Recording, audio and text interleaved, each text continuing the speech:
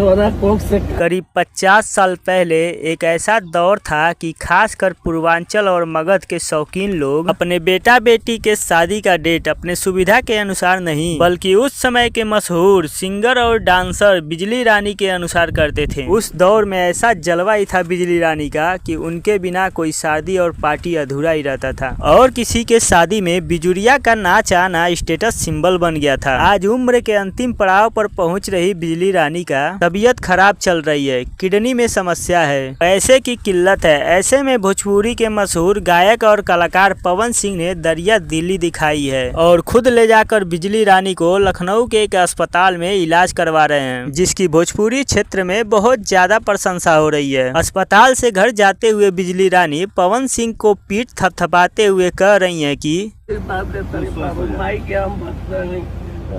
कोई दिक्कत ना है, हमारा बस दिक्कत रही है एकदम चाची तोर लड़का तोरा साथे बा और कोई के असर नहीं के बता। ठीक बा चाची, हम तार तू ही बड़ा ठीक बा, काफी बा एगो लड़का बस।